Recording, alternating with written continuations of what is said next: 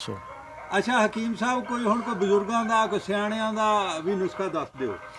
ਦੇਖੋ ਜੀ, ਕੋਈ ਮਾਂ ਹੋਵੇ, ਕੋਈ ਬਜ਼ੁਰਗ ਹੋਵੇ, 50 ਸਾਲ ਤੋਂ ਉੱਤੇ ਉਮਰ ਹੋਵੇ, ਹਾਂਜੀ ਉਹਦੀ ਨਜ਼ਰ ਵੀ ਕਮਜ਼ੋਰ ਹੋ ਜਾਂਦੀ ਹੈ, ਜ਼ਿਕਰ ਵੀ ਕਮਜ਼ੋਰ ਹੋ ਜਾਂਦਾ ਹੈ, ਮਿਹਦਾ ਵੀ ਕਮਜ਼ੋਰ ਹੋ ਜਾਂਦਾ ਹੈ, ਉਹਦੇ ਬੀਵੀ ਬੱਚੇ ਪਿਛਲੇ ਜਿਹੜਾ ਖਾਨਦਾਨ ਉਹ ਵੀ ਕਮਜ਼ੋਰ ਹੋ ਜਾਂਦਾ ਹੈ, ਹਾਂਜੀ ਉਹ ਵੀ ਫਿਰ ਮਤਲਬ ਤੰਗ ਆ ਜਾਂਦੇ ਨੇ ਬਾਬੇ ਤੋਂ। ਹਾਂਜੀ ਤੇ ਬਾਬੇ ਨੂੰ ਫਿਰ ਕੌੜ ਬੜੀ ਆਉਂਦੀ ਹੈ, ਗੁੱਸਾ ਬੜਾ ਆਉਂਦਾ, ਬਾਬਾ ਫਿਰ ਬੱਚਿਆਂ ਨਾਲ ਲੜਦਾ ਹੈ, ਹਾਂਜੀ ਉਹਦੀ ਨਜ਼ਰ ਵੀ ਕੰਮ ਨਹੀਂ ਕਰਦੀ। ਹਾਂਜੀ ਤੁਸੀਂ ਉਹਦੇ ਵਾਸਤੇ ਇੱਕ ਛੋਟਾ ਜਿਹਾ ਨੁਕਸ਼ਾ ਬਣਾ ਲਓ। ਹਾਂਜੀ ਉਹ ਪੁੱਛੋ ਕੀ? ਜੀ ਇੱਕ ਛਟਾਂਕ ਕਾਲੀ ਮਿਰਚ, ਇੱਕ ਛਟਾਂਕ ਕਾਲੀ ਮਿਰਚ ਮਿਰਚ ਹਾਂਜੀ ਇੱਕ ਛਟਾਂਕ ਅੱਕਾਂ ਦਾ ਲੌਂਗ, ਅੱਕਾਂ ਦਾ ਲੋਗੋ ਅੱਕਾਂ ਦੇ ਜਿਹੜੇ ਫੁੱਲ ਹੁੰਦੇ ਫੁੱਲ ਦੇ ਵਿੱਚ ਲੌਂਗ ਹੁੰਦਾ ਆ ਵਿੱਚ ਜਿਹੜਾ ਹੁੰਦਾ ਮਧਾਣੀ ਵਰਗਾ। ਜੀ ਬਿਲਕੁਲ ਹੁੰਦੀ ਮਧਾਣੀ ਛਟਾਂਕੀ ਤੁਸੀਂ ਉਹ ਲੌਂਗ ਲੈ ਲੈਣਾ ਹੈ, ਹਾਂਜੀ। ਛਟਾਂਕੀ ਕਾਲੀ ਮਿਰਚ ਲੈ ਲੈਣੀ ਹੈ, ਛਟਾਂਕੀ ਤੁਸੀਂ ਕਾਲਾ ਨਿਮਕ ਲੈ ਲੈਣਾ ਹੈ। ਠੀਕ ਹੈ ਉਹਨੂੰ ਤੁਸੀਂ ਤਵੇ ਦੇ ਉੱਤੇ ਪਾ ਲੈਣਾ ਹੈ, ਜੀ ਕੁੱਟ ਕੇ, ਥੋੜਾ ਜਿਹਾ ਕੁੱਟ ਕੇ, ਜੀ ਦਰੜ ਫਾੜੜ ਜਿਹਾ ਕਰਕੇ, ਜੀ ਉਹਦੇ ਦੇਸੀ ਘਿਓ ਦੇ ਵਿੱਚ ਤੁਸੀਂ ਭੁੰਨਣਾ ਹੈ। ਜੀ ਛਟਾਂਕੀ ਘਿਓ ਹੋਵੇ,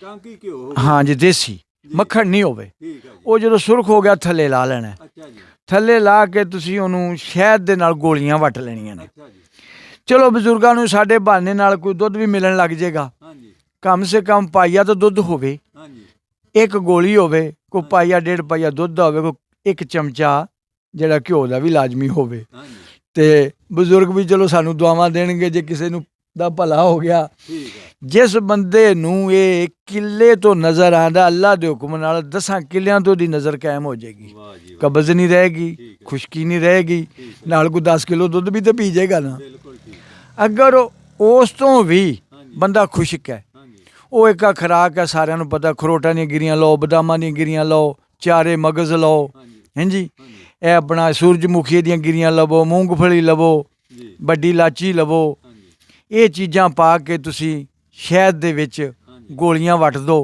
ਹਾਂਜੀ ਤੇ ਉਹ ਬਹਾਨੇ ਨਾਲ ਨੂੰਹਾਂ ਧੀਆਂ ਬਜ਼ੁਰਗਾਂ ਨੂੰ ਦੁੱਧ ਵੀ ਪਿਲਾਉਂਦੀਆਂ ਦੇਣਗੇ, ਬਜ਼ੁਰਗ ਉਹਦੇ ਨਾਲ ਵੀ ਸੈੱਟ ਹੋ ਜਾਣਗੇ। ਠੀਕ ਹੈ ਜੀ ਤੇ ਬਾਕੀ ਹੋਰ ਮਾਲ ਡੰਗਰ ਦਾ ਤਾਂ ਆਪਾਂ ਕਰ ਲਿਆ। ਠੀਕ ਹੋ ਗਿਆ ਜੀ ਬੜੀ ਮਿਹਰਬਾਨੀ ਜੀ।